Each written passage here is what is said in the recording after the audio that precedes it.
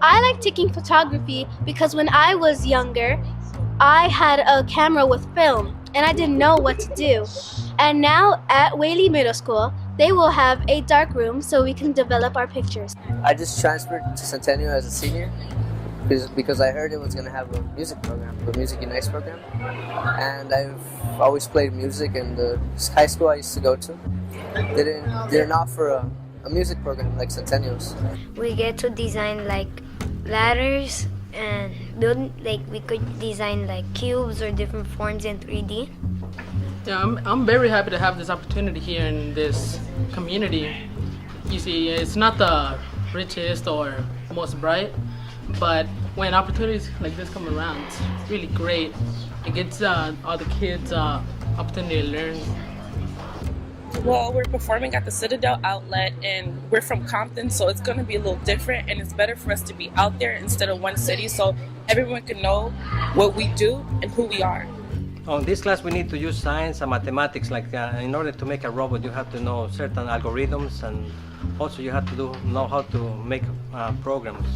My favorite thing about photography is that it doesn't matter what pictures you take as long as you do your best. I used to play clarinet when I was in 6th grade, and then I moved to violin when I was in 7th grade. The thing I like taking at dance class is that it's fun, and then if you don't know how to dance, like your teacher could teach you how to dance. Our teacher, Miss Yvonne, she shows us step by step. You get to have fun and show your moves and show what you can do, and take out your shy side and show what you could do.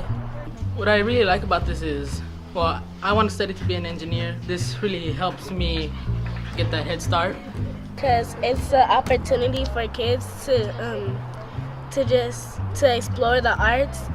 The new technology has been coming out. We could program robots and control them. If somebody is looking for an engineering career, well, this is an early start for them to learn on construction and building. And then we're designing a specific robot right now. It's called a Clawbot, where we could make it pick up items and drop it and put it someplace specific and bring it back to us, to our location. As you can see, there's like lots of cool inventions that kids create out of, well, stuff you find every day that you think it's trash, and it's really cool how they could build something this good out of just regular old stuff that you don't need. We could program to make them go forward, backwards. We got sensors on them, and also we can make them dance for you. I've been playing for a while now, and it's been a struggle in the beginning, and now it's still a struggle because I'm learning how to read music, but right now I'm doing better than I did before. I like to see more classes like this in the future to give all those kids a chance to show their creativity and what they're really about. Hi, my name is Kiara Drew and I like taking photography at Whaley Middle School. My name is Steve Villegas, and I am in the eighth grade. My name is Alicia Dukes, and I'm at Whaley Middle School. Hello, my name is Pedro Gonzalez and I'm in the 8th grade. Hi, my name is Tasia Harris. I go to Whaley Middle School. My name is Miguel Magallon. I'm in the 6th grade at Bunch Middle School. Hi, my name is Deborah Stinson and I like taking photography at Whaley Middle School. My name is Odila Somerville, and I go to Centennial High School. I'm a sophomore, and I play first violin. My name is Aldo Garcia. I go to 8th grade, and this is robotics. Hi, my name is Alonso Casares. I am currently a senior at Centennial High School.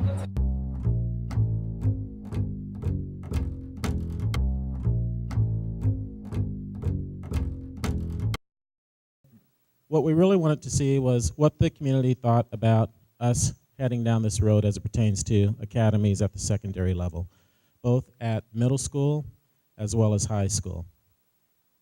We wound up surveying 500 people within the community. A total of 500 people were surveyed. 400 of the individuals were actually those that were likely to vote in an upcoming election, but we also wanted to get some feedback from parents within the community. So an additional 100 individuals were surveyed that were parents within our community. And we looked at several different issues.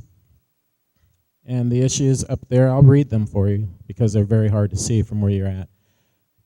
They tested issues concerning whether or not it was relevant to improve the quality of education in local schools, to reduce the crime and gang activity, to improve the local economy, to maintain local streets and roads, to protect local property values, to repair and renovate aging school facilities, and preventing local tax increases.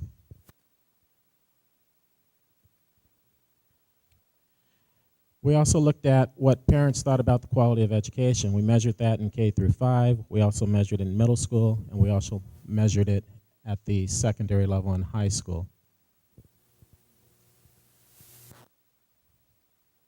We also wanted to know what parents thought about grade level configurations. You know, are they happy with the K through 5 configuration? Would they like to see us move to K through 6 configurations? Would they be interested in K through 8 configurations? Or was there a different type of configuration at the school level that parents wanted to see?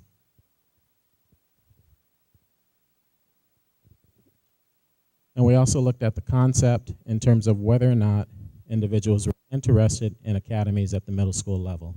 And the results pertaining to that are pretty interesting. You'll see that dark green indicates individuals that would definitely support a middle school academy. The lighter green represents those that would probably support a middle school academy. And then the remaining are those that would oppose or not sure. But what you see in this is that 66% of the individuals surveyed that were likely voters would support middle school academies. To the right, what you see is 72% of parents would support middle school academies. 72% of individuals that have parents enrolled in the district want to see middle school academies. We also tested the types of academies that they would be interested in. So there was science, you know, the STEM-related academies, science, technology, engineering, and math. And we also had, we also polled them on whether or not they were interested in a dual language immersion academy, and also performing arts and entertainment. And those results are pretty interesting. What you see is that overwhelmingly, all 3 of those types of academies tested very well. We also wanted to see what parents were interested in at the secondary level. So we polled them on whether or not they were interested in a career and technical high school academy. And what we see of likely voters, 77% of all parents polled were interested in a career technical academy. In terms of those that have students enrolled, we see that 88% of everyone polled was interested in that concept. We also tested whether or not parents were interested in a college prep academy at the secondary level, at the high school level. And we see of likely voters, 83% supported that. And of those that have children enrolled in the district, 91% supported that concept.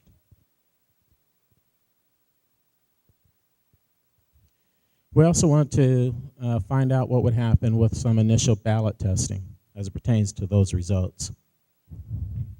And we did that to make sure that we were assessing what parents were interested. Were they interested in facilities? Were they interested in the quality of the education? Were they interested in upgrading classrooms? Were they interested in technology? What were the interests that parents had as it pertains to this concept? And overwhelmingly, when the process was completed, what we saw is that there was significant support for moving forward with a bond and or even a parcel tax, if you will, to improve the quality of education. Projects that tested very well have to do with the academy concept, with technology infrastructure.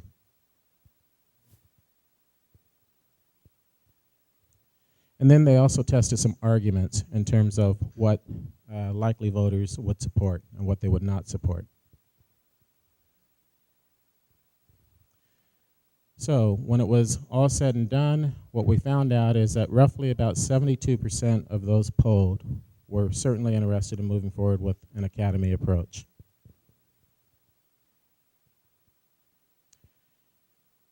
We also got some clear direction in terms of what parents like. What we see is the types of configurations that they prefer. They prefer middle school over junior high school. We see that there is strong support for the academies, particularly STEM academies. We also saw that there was strong support for high school academies, particularly in the area of career and technical education, as well as college prep academies. And that is the conclusion of that presentation as it pertains to what we learned from the public as it pertains to academies. Good morning, Mr. Superintendent. Good morning. Good morning, Mr. Whetstone. Good morning. Good morning, Ms. Thomas. So the first question is, what is your long-term vision for Compton Unified School District students, Mr. Superintendent? The long-term vision consists of providing all students with a quality education that transcends their experience here with Compton Unified School District. It's our goal that all students enrolled in Compton be able to take advantage of the college and university experiences beyond their high school completion, but also to tap into the career and technical opportunities that are available to them in the workforce. So, Mr. Whetstone, based on what the superintendent has articulated as it relates to the long-term vision for Compton students, would you perhaps elaborate on the types of academies that the district could consider, as well as how would these academies shape up as far as increasing academic outcomes within the secondary space? Well, what we've been kind of looking at, and I've been talking at board meetings for the past couple of meetings about the career academies. This is not new. Career academies actually began about 40 years ago in Philadelphia, and that academy model has evolved over the years to where there are over 500 career academies in California alone already at high schools. So the notion is that they're actually the most successful model across the country as far as generating success and getting outcomes for students. So when we talk about the types of academies that we could have here in Compton, when I say there's over 500 in the state already, they can fall. We could have a biotechnology academy, culinary arts and hospitality, construction trade academy, engineering academy. There's STEM academies, science, technology, engineering, and math. STEAM academies, where you incorporate the arts, science, technology, engineering, arts, and math. There are arts, media, arts, digital media, entertainment academies, academies that work with the industry. We're 15 miles away from Hollywood. I mean, how much has been shot right here in Compton already? There are industry connections and industry support that we could build academies and direct ties to the movie industry or the entertainment or music industry. How many recording artists have come out of Compton to make millions of dollars? And we could capitalize on a natural talent that exists in this community and support it. But when we build those types of academies, what we also do is integrate academics into those academies. And that's what the successful model is. The successful model takes music and digital music and talks about the science behind the technology that goes into the machines that create the music or the math that's integrated into music. And in the academies, the teachers work together. So the academies can be as broad as the concepts of industries out there. To be more specific, there are 15 recognized career pathways by the state. That is from a partnership between the Department of Education and the Employment Development Department that talks about where our students need to go, and 59 recognized industry sectors.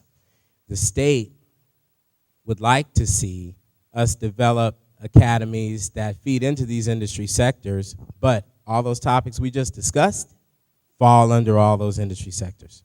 And it's also important to understand that since 1984, the California Department of Education has been pushing this concept.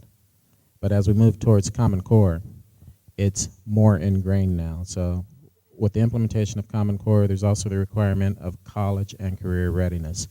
So this model has been around in California for several years, since '84. And approximately 22% of the schools across the state have these academies in place currently.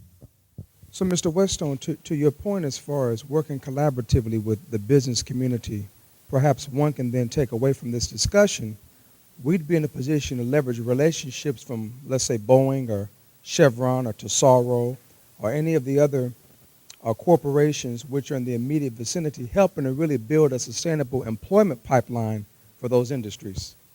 That's absolutely right. And if we're going to get support, we're mandated to do that.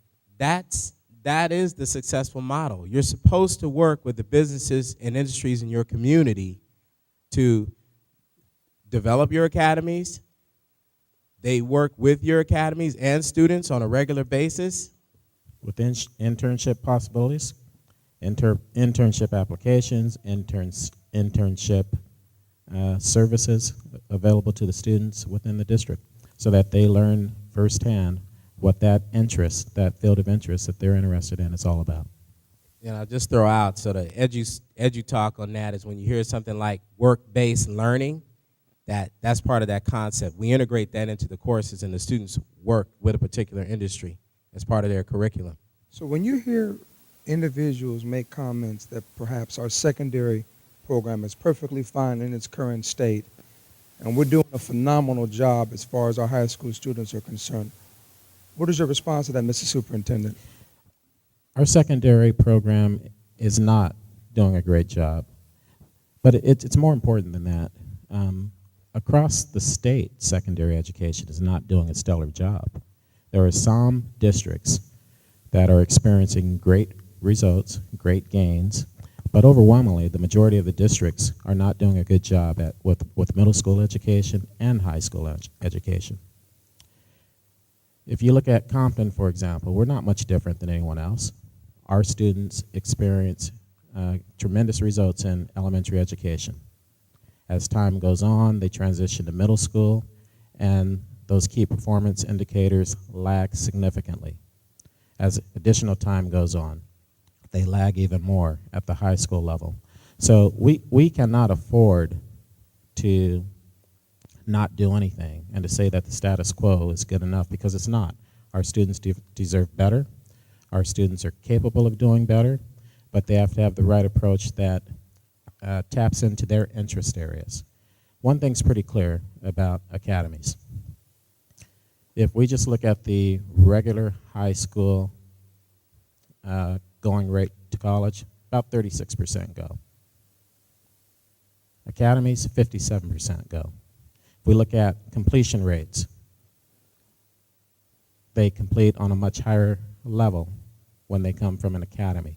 If we look at A through G requirements that even prepare them to get into college, significantly outperforms the traditional model around high schools. Mr. Superintendent and Mr. Whetstone, let me ask this. So when we unpack the conceptual design of academies, how or should they be placed? Perhaps, let me reconfigure that question. Where should they be placed, and why would that determination matter?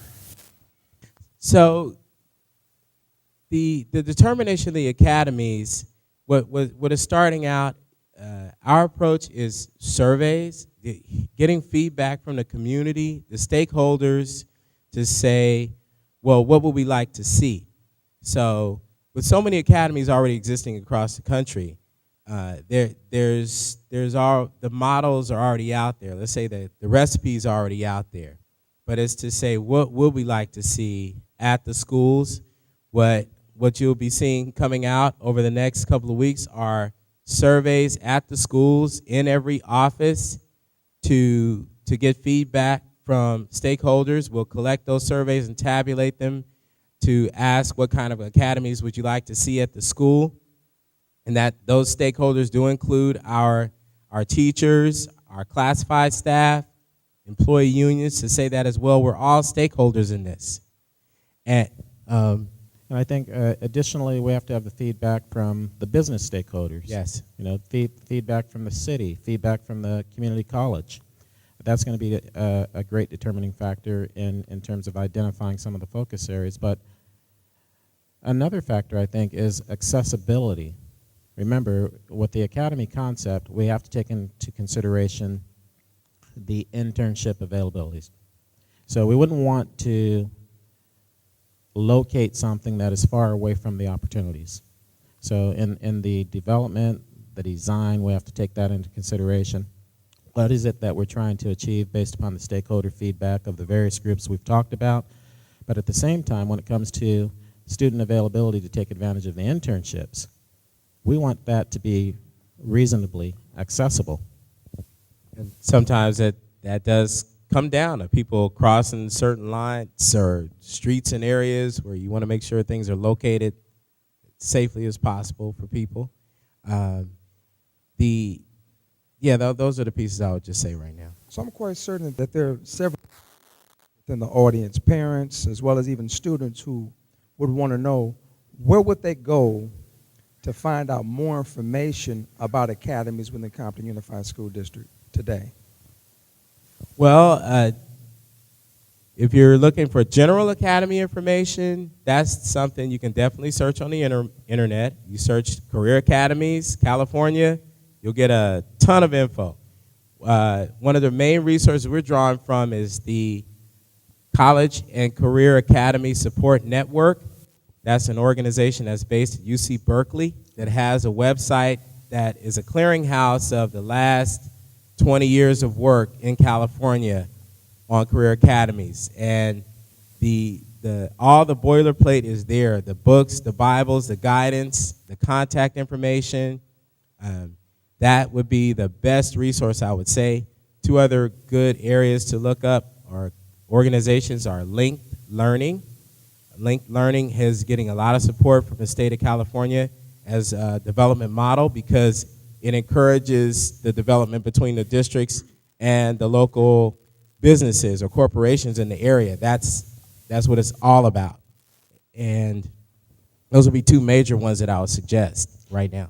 And I think the Career Academy Support Network out of Berkeley is by far one of the leading resources for information on academies. And I will probably concur considering the extensive research conducted by the UC system, and more specifically Berkeley's commitment to public education. So when you talk about funding, how would we fund an academy if in fact the Board of Trustees chose to move down that path? Funding would come in a variety of ways.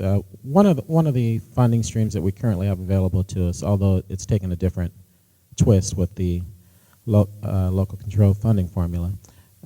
Currently, we have Title II staff development. Won't be Title II staff development anymore, but taking the resources from that funding source. We also have the ability to tap into our RDA funding stream, that source of revenue, as it would pertain to perhaps minor facility enhancements. But in the long run, to really go towards this concept based upon the age of our facilities, the age of the facilities in Compton, very, very old, there would have to be perhaps a bond or a parcel tax to support this and sustain it ongoing. Now, the redevelopment dollars in which you reference, that's about $1 million a year. So that's really not enough to provide whatever modifications and/or facilities enhancements that we would need, I would assume. That's correct. That's correct. Let me ask you another question. Would we franchise teachers and classified employees as a part of the decision-making when we begin to move forward, if in fact we elect to do that Will we franchise them as a part of the decision making? You have to. You have to go through an Imagineering process where really they are imagining what the academy that they would like to see would consist of at their particular school site. But that Imagineering phase is not just unique to teachers. It's unique to classified employees. It's unique to the businesses within the community. It's unique to city participants. Ideally, the city should be involved in this because the city certainly has a lot of internship possibilities that would be available to students, right? So the Imagineering phase, in that process, you're going through everything that you would envision would be necessary. What's the technology that's necessary to pull this off? What's the augments to the facility that are necessary to pull this off? What's the staff development that's going to be necessary for people to pull this off? And in a perfect world, what are all the things that we would like to have? So imagine yourself. Let's say that you were, engaged in some aspect of engineering, and in the typical layout of a classroom, you simply have the four walls, right? So now imagine having a maker's room connected next to the room that they're receiving the instruction in. And the students having the ability to walk out of the classroom into this room that's jointly connected into this maker room where they actually go through the construction process in terms of making the things that they're thinking about doing. So, Mr. Superintendent, we're really talking about a tectonic shift in how we view secondary education. This is secondary education reform on steroids, so to speak. It's really what we should have been doing all along. Remember, this has been around in California since 1984. But let's go back even further. There's several people in the audience that remember the focus that was in education when they were attending. And there was a focus on career and technical education. Somehow we lost track of that. That went away over the years, and the focus became only on the college-going culture. And we left the other students out. Not everyone's going to go to college. Not everyone is going to go to college. So the focus now is college and career readiness. So those that leave us, in the grand vision, either they're going to engage in colleges and universities, those opportunities that are available to them, or they should be leaving us fully equipped to take advantage of opportunities available in the workforce.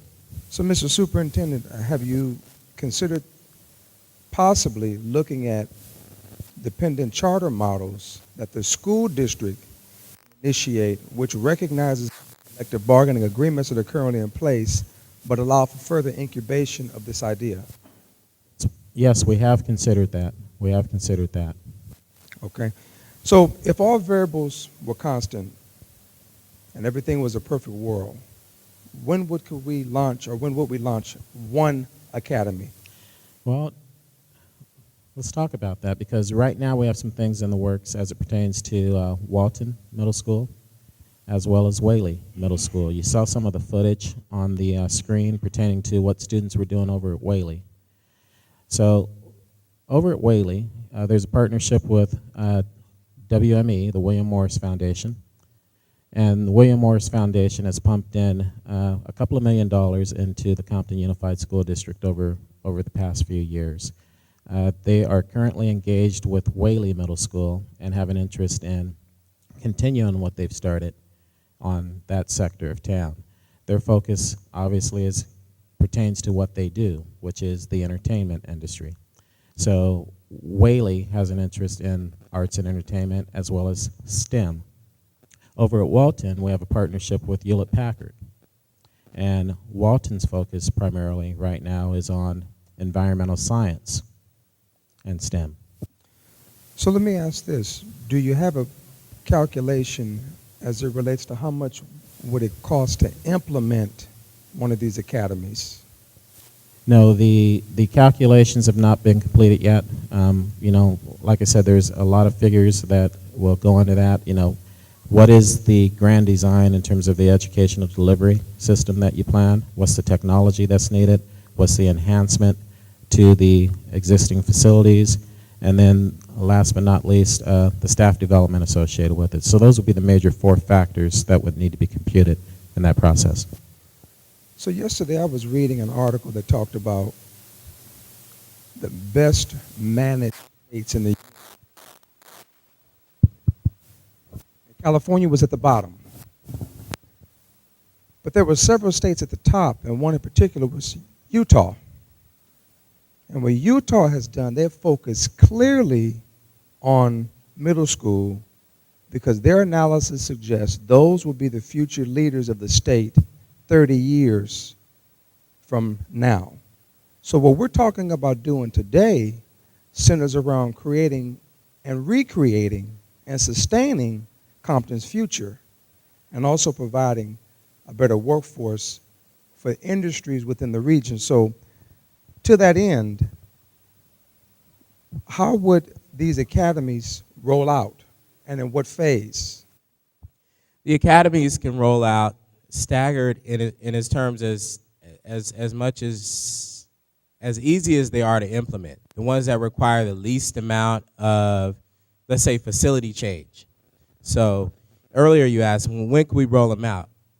Well, I think we could start rolling out academies as soon as this coming fall, depending on if we have the finances in place, the structure in place. But my belief is that we can do that because the heavy lifting as far as how to do it has already been done. It's been around for 20, 30 years now here in the state. They've written all the books. All we have to do is follow the recipe. Now, we need to get our stuff. So what you will see forthcoming in the district are many applications for grants, support, and the money is out there. The corporations, the businesses, the government wants to see us make this happen. And we have to step up and say, we're ready to make it happen. So I think you'll see it come forth in our planning. A lot of the frameworks have already been laid out. We just have to do what's right for the students of Compton. And the focus will be middle schools first, then transitioning to high schools. So I want you to think about that concept. And eventually we're going to have to go down to the elementary level. So if I'm a middle school student and I start off in an academy, and then the high school doesn't have anything available for me to continue or to transition in, then what was it all for? You know, so let's say I'm a student at Whaley, and I developed a love of robotics because Whaley focused on robotics, you know, as part of their STEM focus in their academy. And then all of a sudden I get to one of the high schools in Compton Unified, and then there's nothing for me to continue with. Then more than likely I'm not going to continue in Compton. I'm going to search for another alternative, an alternative in Carson or an alternative in Long Beach. So, Mr. Superintendent, listening to what you're saying now, these academies would also assist the district in addressing declining enrollment? Most certainly. Because at that point, we're able to vertically articulate these students from their respective feeders. That's correct. And let's assume that the high school that I was scheduled to feed in doesn't offer the program that I have the interest in. Okay? Now I'm going to choose the high school that does offer that program. So when you really look at this concept, it forces all of the schools to become much more competitive. You know, if I'm not offering an innovative, exciting program for students to enroll in at my middle school or at my high school, then they're not going to choose my school. They're going to choose another alternative. Okay, so you talked about working with the city. So this would be a great opportunity to leverage the relationship that you and the city manager have established and possibly even encourage the city to reroute the Renaissance transit buses, which could possibly accommodate our students at Dominguez, Compton, and Centennial. Is that a fair assessment? That is a fair assessment. So would these academies also increase instructional time on task, perhaps looking at what we've done by way of the pilot as far as the 6th grade? Well, Would this help? they certainly increase instructional time on task. I mean, because students are they're engaged in activities that they're interested in. So, sometimes people say, well, what's the major difference between an academy and the way that we do school right now? The major difference falls along two lines. With an academy focus, you have both the core content, and then you have the opportunity for students to explore their areas of interest as it pertains to career and technical education, as well as the opportunity to engage in internships. Traditional education, you just have the core content curriculum, and you have some electives that students may or may not be interested in. I just wanted to add on to that. With the concept of the academy, with everything Superintendent Brawley just said, the high-functioning academy has all of those teachers work together. So that means that if you're interested in construction trade, then the English and math and science teacher are working with the construction teacher, but also with their industry partner as they develop what we do cross-curricular development. So the English teacher has students engaged in reading or develop assignments around what they're working on in their construction project. So you bring a holistic or 360 relevance to their education, which I think to most of us would sound more interesting if we think back to our educational silos where you just went to English class, you went to math class, or the class you really like, or if you like those classes. They all fit together now.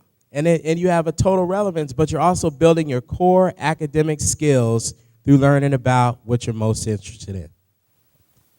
So, Mr. Superintendent, looking at the demographics within our community, many of our students are English language learners, and I think we're doing a phenomenal job at transitioning them. However, when you look at the test data, what's revealed, many of these students perform exceptionally well in the area of math. How can we wrap academies around that focus to really help to expand their interest in an area where they're already outperforming and outpacing many students in surrounding districts? I think it all comes down to interest. So you asked the question earlier, what types of academies would you envision? And Mr. Whetstone rambled off quite a few.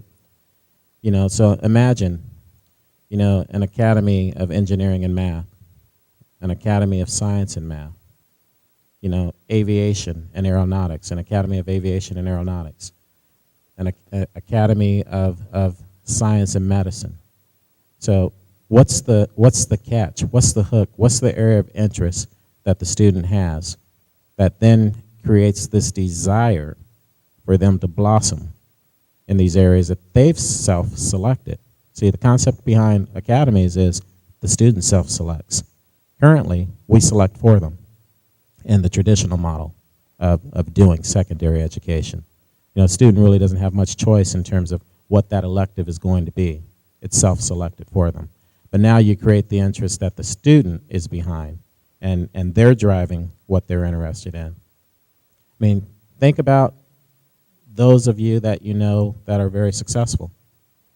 The only difference between them and those that are not is the fact that somebody intervened in their life. Someone guided them. Someone fostered their interest. So then it's safe to make an assumption that our counselors within the higher school setting will be aggressively working with local community colleges and universities to ensure that there's a seamless linkage and our students are availed an opportunity to 2- and 4-year institutions as a result of this. So let me add that piece on. When we talk about the academy, and that's why it's so comprehensive, because your colleges and universities are part of that process also. So, that is the career pathway. So when we talk about it, and the language will go back and forth, but we really should use Career Pathway Academy. And that pathway, fully developed, would start as early as elementary school as far as exploration, but funnel into the core interest and up to the connection to higher education. And I just want to cite something real quick. There was a report that came out of the Harvard Graduate School of Education. It's called Pathways to Prosperity. Came out about 2 years ago. And out of that report said that about 70% of Americans do not earn any type of college degree before age 27. And that just spoke to how people live in America. But what it did recommend that if we're going to move forward in this country, people need at least 1 year of post-secondary education, 1 year after high school. But with some of these academy models, we can't kill two birds with one stone. We're starting to look at classes where the students are actually earning dual credit while they're in school, so they may come out with as much as an associate's degree by the time they graduate from high school. So yes, the counselors are integral to the process. The relationships with the local colleges are imperative to make this happen, along with the corporate community. So, Mr. Whetstone, you're referencing concurrent enrollment where students would enter into high school, they would complete 4 years of high school, the day of graduation, they'd walk across Dominguez Compton or Centennial Stage, and then several weeks later, they'd walk across Compton or El Camino College's stage with an AA. Yes, that is a very real possibility for the students of Compton. Is this happening anywhere within LA County? Yes, that is happening right now in LA County. And students are benefiting from this. That's correct. Plus it saves parents money. Absolutely. So let me just say this. I've been at Compton my whole life, and like many people in the audience and probably folks who watch this on public access, oftentimes there's a sense of cynicism. We're oftentimes incredulous. We've seen things come and go. And ultimately, it's our teachers and our classified employees left holding the bag. Our students are then negatively impacted because of a vision that just fizzled. Mr. Superintendent, with all due respect, how would you respond to that question if asked? Well, we're held to a different standard now with the changes in education, particularly as it pertains to Common Core. The whole focus is around college and career readiness now, and there are areas that we're going to be held accountable for in terms of our implementation of it, in terms of how we're going to be gauged as a school district. So we can't afford not to succeed in this process. The paradigm is shifting. The old model of preparing kids only for college, when we know that the majority of the students are not going to go to college, it's not going to work anymore. We're going to be measured on our ability to do both. That's going to be part of the way that we are measured in terms of how well we're doing at the secondary level. So college and career readiness and the things that we've put in place to make sure that that is occurring. Now, if I'm a teacher, I'm wondering, Mr. Superintendent, that's great idea. Mr. Whetstone, you're a great visionary. We really appreciate you for being fortuitous. But how will I be trained in order to make certain that I can compete and also I can respond to the demand of the district? Well, the training will have to take place around the concept of interdisciplinary teams. So, for an academy focused work, the language arts teacher, the math teacher, the science teacher, the elective teachers, the social science teachers, they're going to have to be trained around the concepts pertaining to that family that they belong to. Okay? And they're going to have to learn how they then begin to incorporate activities that bring out the essence of what that academy is about. It's going to be a different way of thinking. Typically you don't see that occurring very often at the high school level. You see that sometimes occurring at the elementary level when you have teachers that have certain gifts and they know that they can bring something to the table that allows all of the rest to flourish. But in this concept, they have to function as a team around the concept of the academy that they belong to, or the smaller learning community that they belong to, if you will. So, Mr. Superintendent, can I say this? Will anyone be laid off as a result of this? I don't think that there's ever a goal to lay any employee off. You know, one of the things that I like to accomplish when possible is to accomplish new positions by virtue of attrition. So if we know that on an annual basis we have a certain number of employees that retire, and we know that there's a need for certain types of positions to be created within the district, how can you make that work with the current authorizations that individuals have? How can you make that work in terms of the transfer process to where it doesn't impact somebody negatively? Now, if I'm a special education parent, will my child be able to participate in an academy within the Compton Unified School District? Most certainly.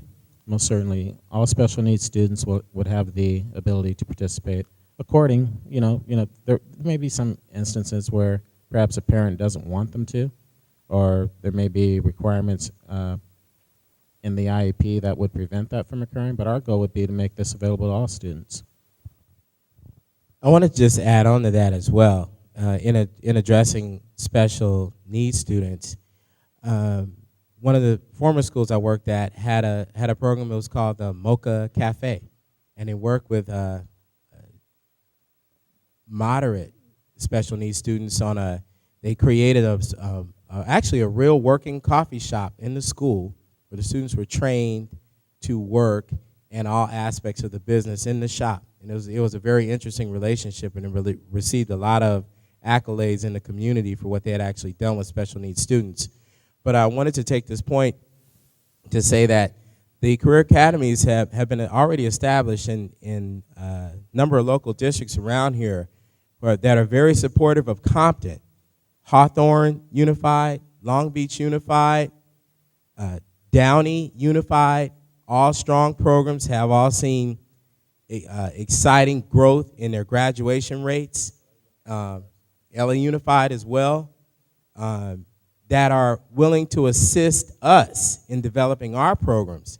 And that's a point of focus for us because they've already gone over a lot of the hurdles, and we can talk about how they've included special needs students so we can replicate that here as well, that we can work with really successful programs and do that here. So we include all students in the process.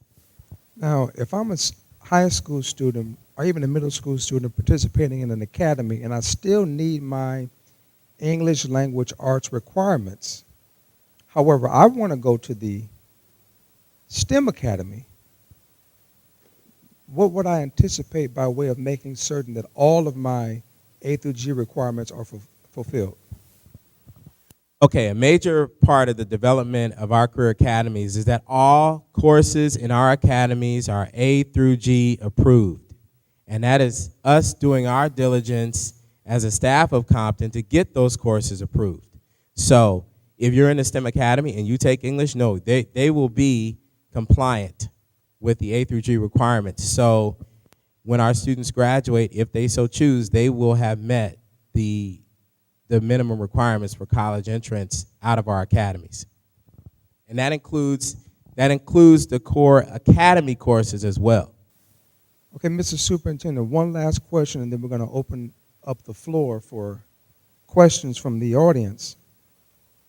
Last question associated with the academies. Are there any enrollment limitations for each of these academies?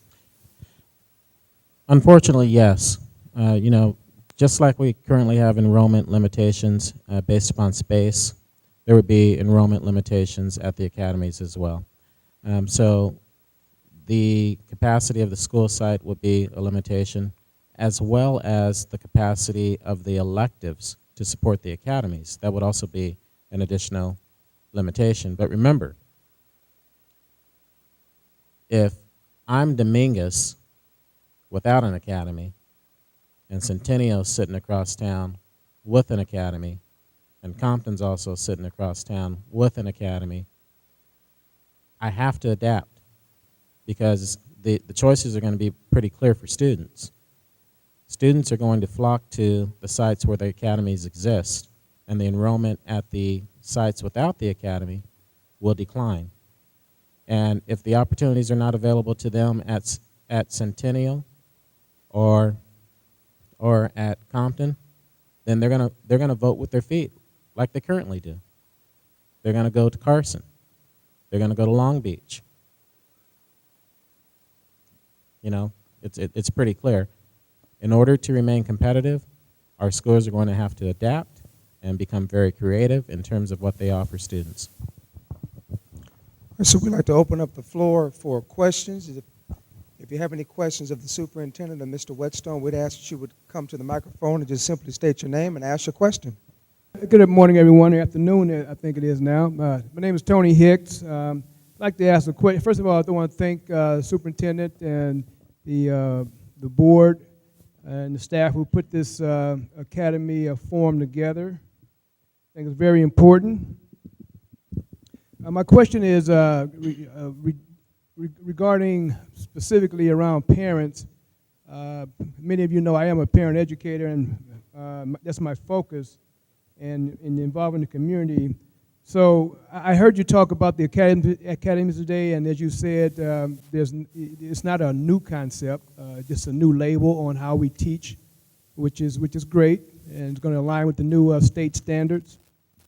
So when it comes to parent involvement, I didn't hear a lot about that, and I just know you were talking about just now limitations on enrollment, which is going to be true because no system can have everyone do everything.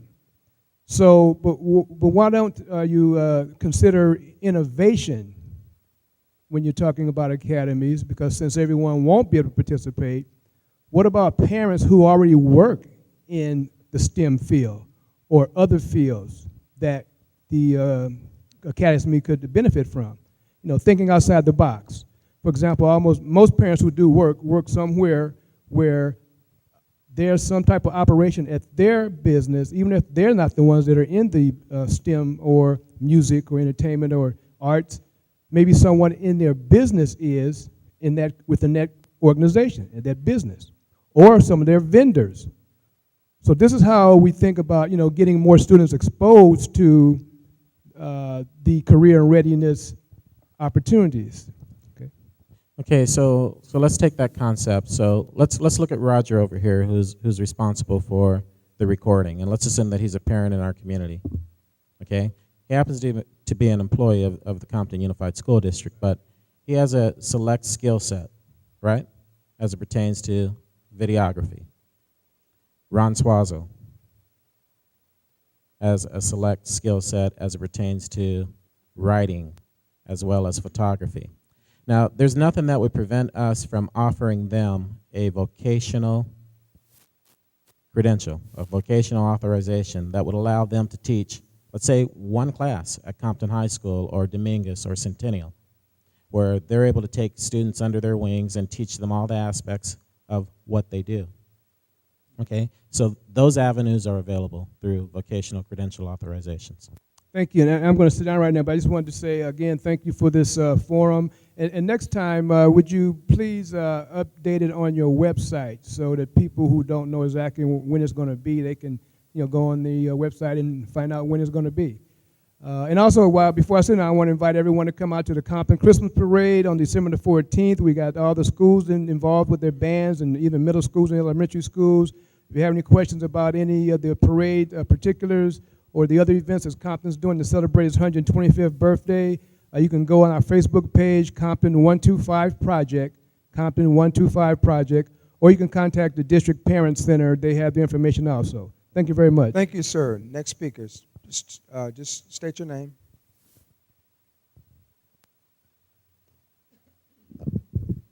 Good afternoon, everybody. My name is Yolanda Lopez. I am volunteer in all schools. Soy una mamá muy involucrada en las escuelas. Paso más de 8 horas a veces en ellas. Y tengo 2 preguntas y una solución. Mi primer pregunta es, si la visión no es dónde estamos parados, sino a qué dirección vamos. Okay? Okay, my name is Yolanda Lopez. I'm a volunteer, very involved parent. I volunteer at all sites. Sometimes I spent more than 8 hours volunteering. I have 2 comments and 1 solution. One of them is the vision is not where we're standing, but where are we going? Yo quiero hacerle una pregunta. Esto no va a llevar un tiempo, lo de las academias no va a llevar un tiempo de un cambio de un día al otro. Considerando que usted tiene trabajando 2 años, señor superintendente, en este distrito, su contrato se le va a vencer en 2 años más. Okay. The academy concept is not going to be done overnight. It's long term. So being that you've been Mr. Superintendent, you've been working here for 2 years and your contract is up in 2 years. Entonces, si a usted no se le renueva su contrato, ¿cómo vamos a seguir continuando? Si no lo hemos empezado, ¿cómo vamos a seguir continuando en caso de que a usted no se le renueve su contrato? In case that your contract is not renewed, then how are we going to go forward if we have not started yet? Porque he visto 4 problemas en este distrito. Uno, empezamos las cosas y no las terminamos. Hacemos las cosas y no las supervisamos. Sabemos que las cosas están mal y no hacemos nada. Y en cuarto lugar, he escuchado que al hacer este programa vamos a traer gente, pero ¿por qué nosotros siempre damos oportunidad a gente de fuera, teniendo aquí en el mismo distrito mucho talento, como directores, maestros? Ahora recordemos que muchos de nuestros estudiantes están graduando de la universidad y son estudiantes con grandes sueños y grandes grados, gran sabiduría y gran inteligencia. ¿Y por qué ellos tienen que ir a buscar a otro trabajo a otro lado cuando les podemos dar la oportunidad aquí? Y sin embargo estamos trayendo gente de fuera. I have 4 comments, 4 errors that I see. 1, that we start things and don't finish. 2, we start things and don't supervise. 3, we see things that are wrong and don't do anything about. And 4th, I understand with academies we're going to be bringing in new people. Why is it that we need to bring outsiders when we have plenty of talent here in terms of principals, teachers, and we have graduates that are our kids with great dreams, great knowledge? And why is it that we can't bring them to our community and they have to go look for a job elsewhere? Okay, so thank you. She asked a question about, the superintendent's been here 2 years, a year, and a few months, actually. And she wanted to know whether or not this concept would continue if the superintendent's contract was not renewed. So, as I stated earlier, the charge to public education is the creation. It really is the creation of a college and career-going culture. So we don't have an option. Whether I'm here as a superintendent or someone else comes in, the district's charge is to create a college and career technical program, if you will. A career college and career-going culture. Those are that's part of the standards upon which we will be measured as a school district. So honestly, the district has no choice. It has to be done. The question becomes, how will we do it? Ahora, ¿por qué he visto las academias que se van a crear? Ustedes saben que estuve corriendo una campaña, ¿verdad?, para el distrito escolar. En 2 foros comunitarios, la gente, y me dolió, porque muchas personas preguntaron, ¿por qué los latinos están saliendo adelante y los afroamericanos están quedando atrás en cuestión de estudiantes? I've been going to a lot of these meetings and forums, and it hurt me when a question was brought about. Why is it that the Latino students are excelling and the African American students are being left behind? ellos preguntaban por qué, during my campaign, okay, in the community forums, I listened that one for the people, okay. Ellos preguntaban por qué a nosotros se nos está dando más apoyo y sabemos que eso no es cierto.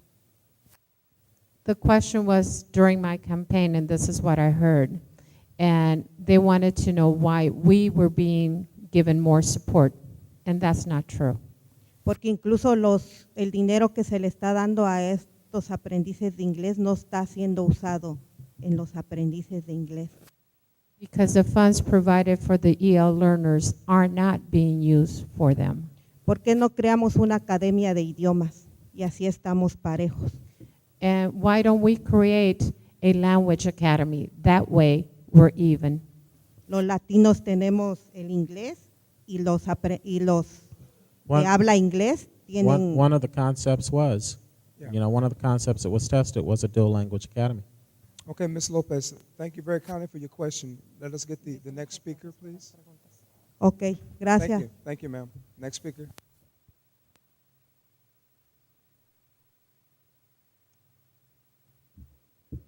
Good afternoon. One, I'm really excited about this concept. I've been wanting to see it for years since I worked in ROP. I have seen the robotics at Raytheon. I've seen dual graduations where I even saw years ago where a student graduated from high school and the university at the same time. So I'm glad to hear these conversations in Compton. But being that I've grown up in this area and worked for the district for 25 years, I know that there's a lot of talent here.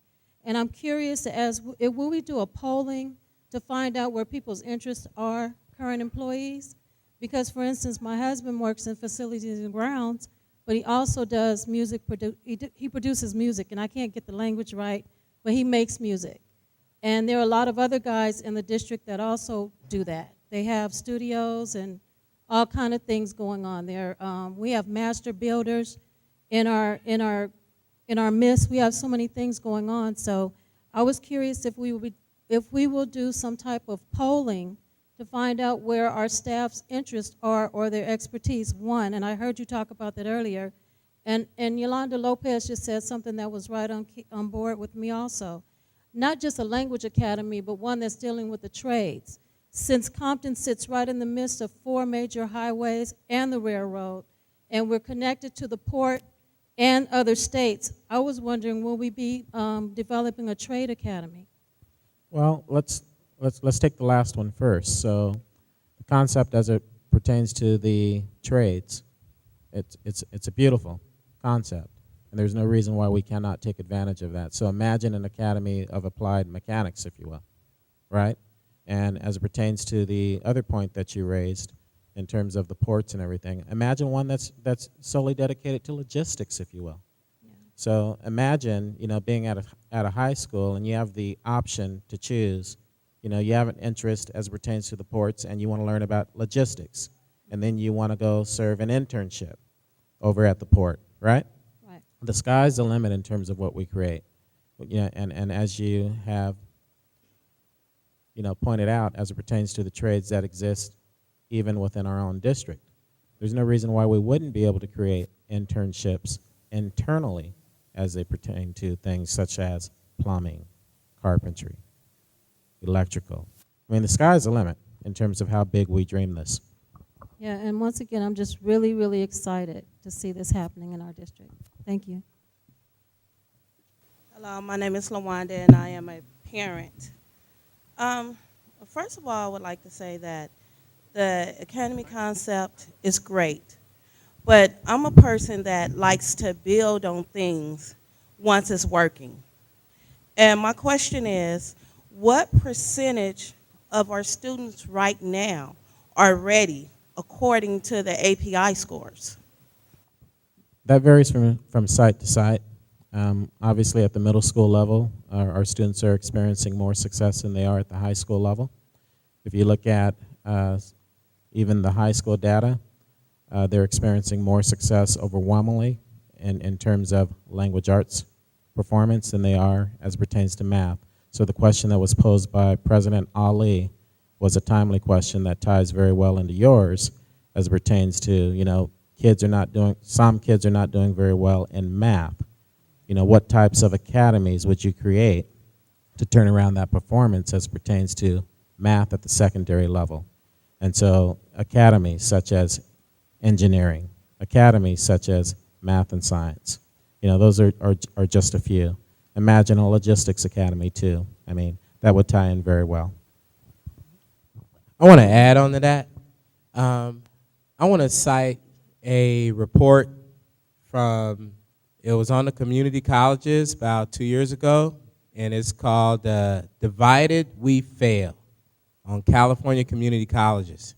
In that report, they said that almost 80%, 75 to 80% of African American and Latino students who entered community college were underprepared academically. So underprepared that they all required remedial classes at the college level. And in that same report, that over 75% and slightly higher for African Americans, 75% Latino, slightly higher African Americans, do not attain an AA degree nor transfer to a four-year college within 6 years of attendance at a community college. So if that clicked, what that said was, when we talk about these academies, this is one of the major ways that we're addressing that on many levels. The academic preparation, when you tie it into a program of interest, is that's what's coming up from the ground. That's what they're telling us, is that we need to engage the students in material that is interesting and engaging, because that's what's going to be the hook to really want to learn and understand more deeply. If I just say, I need you to learn English because it's really important for you, here's this 500-page book, it's boring, but you need to get through it. And basically, we're saying that that's just not working. We need to tie it to what people are interested in. And if we think back on the last 20 years, we can see how many of our own peers that we know that this would just ring true for. Well, I would like to know, why should we go with academies over highly qualified teachers? Because even with me, my math teacher in the 9th grade changed my life because he was a highly qualified teacher. So the academy, like I said, I agree, if you're prepared. And if you don't have highly qualified teachers right now, It's not an either or. I mean, highly qualified teachers will still be a requirement of the academies. So we wouldn't be getting rid of highly qualified math teachers or highly qualified English teachers, or, I mean, the list goes on and on. That's still a requirement moving forward. What will you be getting teachers? Because Enterprise just got a science teacher last week. They still don't have a PE teacher. McNair, their teachers are out 3 to 4 times a week, and we don't get subs. They have to split the class, which the classrooms are already crowded, and they have to split the classes up, which it's making it worse. So what are you going to do right now to change, to even prepare for this academy? Well, the issues that you're talking about as it pertains to McKinley, separate issue from the academy concept. And in terms of why the teachers are out, I don't have that information with me, and it's not appropriate for me to share that on stage with you at this point in time. So that's a question that I won't be responding to. No, I'm not asking why they're out. I'm asking for substitutes for when they're out. Teachers are out for various reasons, but it's your job to provide a substitute in those classes when that teacher is out. Concerning subs, currently the district, meaning the superintendent, has instructed human resources to increase the sub pool by an additional 100 subs. They've been going through that process for the past 3 weeks. We have become aware of some issues pertaining to subs, particularly on days such as Monday and Friday. Thank you. Thank you. Next speaker. And the gentleman with the hat on will be the last speaker because we have a 12:30 hard stop time. I'm sorry. Hello, my name is Jackie McGee, and I'm a resident of Compton for over 47 years. My children have gone through the Compton Unified School District. I now have other grandchildren in the system. And my question is, I apologize because I was not here in the beginning to hear the difference between the academy or the charter school or the present elementary setting. But my concern is that from what I'm gathering, if we're talking about going to academies, how are we preparing the premier students to be able to function at that academy level? I do not see a lot of things in progress to help the children that are having problems that can proceed. You know, and the other thing is like, I don't know all the correct terminology, but I know there's a tutoring process for language arts and math. But here's my thing. You had the seminar in August, I believe, at Centennial, and then parents signed up, and then it had to come back to the board or whoever, and they vote on it.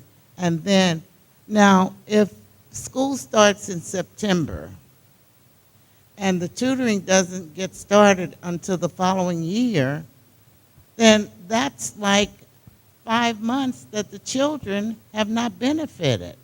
I'm hoping that there can be a way to circumvent that the parents can vote prior to the end, just for an instance, this June, on what tutoring programs are available. It sounds like she's raised an issue as it pertains to supplemental education services. Dr. Ajala, I'd ask that you pull her aside to have that discussion with her, please. Well, I've talked to Dr. Ajala. I've spoken with you. I've left my name down with your secretary to attempt to get a meeting with any one of the board members. No one has called me. I have constantly go. You know that. The short story in terms of your question, and I'll go ahead and address the portion that I can. The supplemental education services, there's a process that vendors go through to get approval by the state. And once we receive the approved list from the state, then we're able to go forward with the approval of the vendors. So it's a delayed process. The process begins at the state level in terms of the vendors applying to the state to become approved to provide the supplemental education services. The state then releases that list, and based upon that list, the district then engages the possible vendors that will provide the services. So unfortunately, it doesn't take care of your concern, but it's a delayed process, beginning with test results that come from the state. They don't arrive until October. See, school begins in September. So the student list, the earliest that the student list can even be formed is in October. And then like I said, and then you had the complicating factors in terms of the state approving the vendors. All right. I would like to know, and not to take up any more time, how I can get an appointment to talk to any one of the board members. I've spoken with Dr. Ajala, and here's my problem. Anytime I go and I talk to anyone down there at the district, all they do is turn around and go and call the principal at the school that my child is going to. Well, that's not benefiting. I talk to the principal all the time, and the principal can only do what he or she is allowed to do from the board or the school district. So it's just a revolving circle, and I'm still not getting anywhere, and I'm very perplexed, and I just need some answers. Ma'am, it's actually 5 of us in here right now. And I would, And so if you like, I can talk to you today. No need for an appointment. We can talk today. Thank you. And the superintendent is more than willing to talk with you today as well. No. Thank you. Next speaker, and this is the last speaker. Okay, I stated earlier that the gentleman with the hat on is the last speaker, but Mr. Cooper will take you as the last speaker. No more speakers because it's nearly 12:30 and the forum is. My name is Floyd Knox. I'm a community member of Compton, also a staff of Compton Unified School District. And I'd like to say that I'm, really excited to see that academies are coming into the district. About 5 years ago, I was part of a group that passionately tried to put together an academy for the district in 2008. And there were some sustainability issues. But we were concentrating on one school and not, all the schools because of the amount of funding that we have. And now it's going to spread for, from the middle schools to the high schools and down to the elementary schools, and I think it's a good thing. I also want to say that I believe that academy models do work because I was a product of the grassroots development of an academy in Philadelphia in 1969. And I was also a career technical education student at that time, but they didn't call it career tech, it was called a trade preparatory. And they didn't quite have the academy where it would branch off into college, but you had that opportunity, which I did go through the sequence of courses at the time, and all of them were aligned. I remember the math teachers were in sync with the courses that you take, which made everything relevant and interesting. And when I got into my senior year, I decided that yes, I wanted to go to college, and the counselors did not stop me, and that was the path I took. So it can work. I'm speaking on my behalf. So I think it's a real good thing that we are going in this direction. That's all I have to say.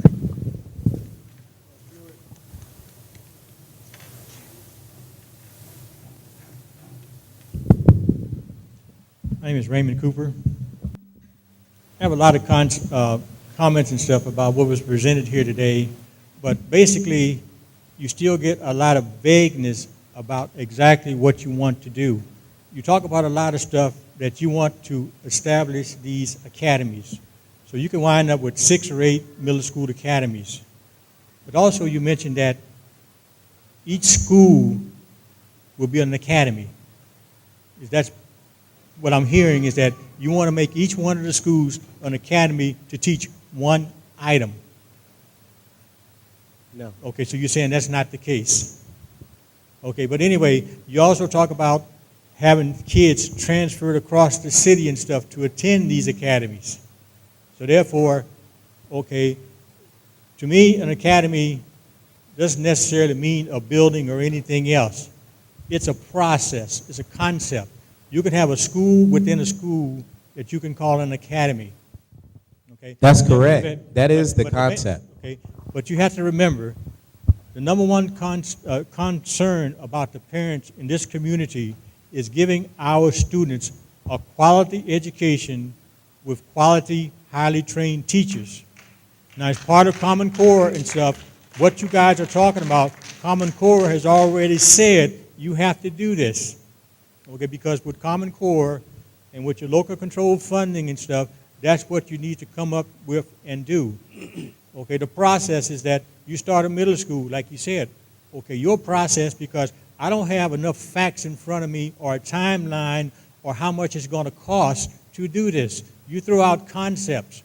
But when you talk to a lot of the parents, when you talk about having a new academy, or a new this, or a new that, okay, it's just like when you have kids going from elementary school to middle school, you ask the children, they will tell you, and if you ask the parents, they will tell you that their children are going to a new school, not a newly built school.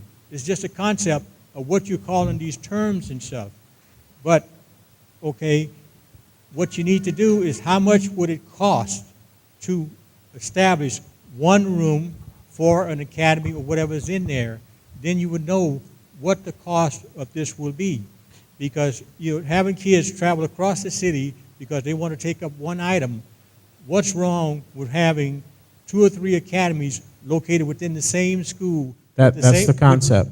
That is the concept, Mr. Cooper. Well, the concept was not laid out that way when you express yourself. Well, that's why when you don't have a plan that's written out so that the people can understand. You have several things that you're presenting right now, and we'd like to be able to respond to some of them, but if you keep talking, we won't be able to, because I won't be able to remember it all. Well, so you have to go look. You have to go look at the tape. So in terms of one of the things that you expressed, you indicated that you didn't feel that the information was clear, it was too vague, and there wasn't a plan. Well, the plan really will not come until after all of the Imagineering activities are completed with the stakeholders. So the Imagineering with the teachers in terms of what the teachers envision that academy becoming, the Imagineering with the business in terms of what they'll be able to bring to the table as it pertains to the academy, the Imagineering with the city, the Imagineering with the community college district. And once that's completed, and then the design of the academy begins to take place, and then the impact to the infrastructure of the facilities, as well as what technology is needed and staff development is needed, then you'll be able to get the budget. But you start with the Imagineering. What is the academies that we want to have on this campus? Okay, so then what I'm hearing then is that you're going to have one of many community forums to relate back to the community as you are progressing to end up with your final product before you start forward. Okay, but in the interim, okay, Common Core is supposed to start implemented next August when school starts and stuff. A lot of the concepts and stuff that deals with what you were talking about should already be in place when these things come up. Okay, so having a academy in certain cases is just a matter of what you want to do. If you had quality teachers teaching quality stuff to the children, there's no goal to get rid of highly qualified teachers. So I keep hearing this concept come up from various individuals in the audience. We haven't proposed getting rid of any teachers. We haven't proposed dismantling anything that teachers are currently doing. As far as it pertains to the concept of academies, you heard me state earlier, 22% of all schools across California have them in place. That's a very low ratio. So the comment, well, why isn't it already in place? It's not in place because it hasn't been established yet. Staff, as well as community members, haven't gone through, as well as businesses, haven't gone through the Imagineering process to determine what it is that those academies will be and upon which sites. So once we complete that process, you will have a much better understanding in terms of where we plan to go with the academies. True, but the other comment was mentioned that of the kids that do go to college, less than 10% graduate, okay? Because they get, they may be able to get into college and stuff, but a lot of them, less than 10% or so, actually come out the other end as a graduate and go off into the industry and stuff. So therefore, I think with the process, what you're talking about, this process is not going to happen tomorrow, okay? So you got a process that's this long, okay? I'm worrying about starting something now, okay? Teachers can teach now, okay? They can do the process now, okay? If you wait for your process to come out the other end, okay, because you may find out that, okay, we can do what's doable in place now. Because when I went to high school, yes, we had students that took college prep. We had students that went into business. We had students that went into shop. All of this was within one high school at the same time, and everything worked, okay?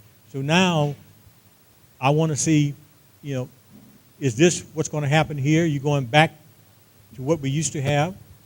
I think what we're having is an evolution. This is an evolution of schools. It's things that happened before, but now it's taking all of it and making it the best that it can be. So when we looked at this academy model, this concept, and you look at the data that's coming back on these programs, these students are graduating at higher rates, their success in college is stronger, and the high quality teaching is an integral part, and it's a must for any of these programs to be successful. So that anything is not a part of that's a misnomer. That's absolutely incorrect. But we also have to have programs that we plan out thoroughly, that have the community involved, because if we laid out some full plan right now and shoved it down everybody's throat, everybody would look at us like, oh, you are crazy. You didn't ask anybody what we wanted to do. You didn't consult anybody. You didn't talk to the community. And if we really want the change to be long-lasting and sustained, we really do have to plan to move forward. But we also know that our children cannot wait. They cannot wait. And every child in this district, in this community, deserves a quality education. Everybody is getting paid up here to make sure that that happens. So we need to do our best to do it right and do it well and involve everybody in the process. Okay, at the same token, based upon your current revenue stream and what's coming down the pipeline and stuff, what can you achieve with your existing funding and stuff that you have available? Because that may be all the money that you're going to get is what you already have and what's coming. Okay, this is what's coming down the pipeline. What is coming down the pipeline is the California Career Pathways Trust Grant. That is a $250 million grant that is coming out from the State of California Department of Education to develop career pathways from K-12 through community colleges. And that is the redesign or the evolution of career education in the state. So if you look that up, that's why I said it clearly, the California Career Pathways Trust is where the money is coming from, not to mention other designated funds to implement academies, STEM education, and other programs related to career education in the schools. And we have to actively pursue that and invest in it in Compton.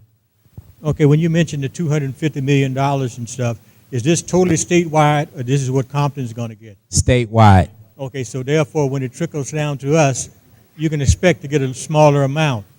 See, what I'm saying is that, okay, you're going to plan out for stuff. Okay, if you don't have the funds and stuff, and the funds may not be there, the funds may not come through, okay, you may be banking stuff on stuff that may or may not happen because you came up with a survey, with the people put together a survey, okay, out of a 17-question survey, you came up with so much stuff that was on there, but the number one concern of the parents was a quality education for the students. Came out number one, okay? And then on the improvements and stuff, what came out last was establishing these academies. And that came out of the survey. So now you're saying, well, gee, if I do this academies, I'm going to take care of number one. I'm saying do number one, okay, because, and if that includes doing some of this stuff, that what you call academies and stuff, which may or may not be the case, if you do the quality education and stuff, because you can't tell me for each individual classroom what does it take, because a lot of the academies that you talked about is just a matter of having teachers in place to teach it. Okay, it doesn't need anything else because these teachers will teach what they need to teach and stuff. And then, of course, with most academies and stuff, you have the other component of it, like you mentioned, that you have the industry, the community, and the other resources that's there to develop that. If you develop it and you don't have the community and the companies and stuff that's going to help you implement it, may or may not work. Because when they started CAMS, okay, that was brought on by the industry. The industry pushed that, and they put money in the pot to make it happen. Okay, so that started because the industry said, this is what we need. We need mathematicians, we need engineers and stuff, and we're going to do something in place to make it happen. And it did happen. But see, that's why I think you got to make sure you have all your stakeholders in place and they're willing to do that, because, you know, education is going to continue and it's going to evolve. There's a paradigm shift, like you said, but you got to make sure that what you're planning for is going to happen and stuff, because according to the survey, several things popped out. One, the community was concerned about, hey, is my taxes going to go up? Okay? If you're going to float a bond or a partial tax, that means my taxes are going to go up. 20% unemployment or more in the city and stuff, can our residents afford it or not? That's going to be another question. Thank you, Mr. Cooper. Thank you. Appreciate it.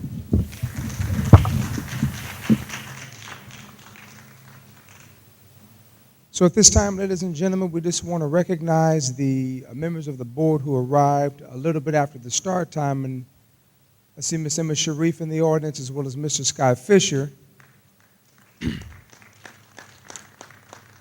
We do want to thank you for joining us this afternoon. As stated at the onset of this forum, this is the first of several. There'll be 3 to 4 additional forums planned in the upcoming new year.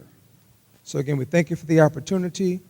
Next time, what I believe will allow for even additional question and answer period, and perhaps extend it so that if the community requires more time of the administration, we can do that. But most certainly, this is the first of several, and so we look forward to your participation in the succeeding forums. On behalf of the Compton Unified School District Board of Trustees, thank you for coming and look forward to seeing you soon.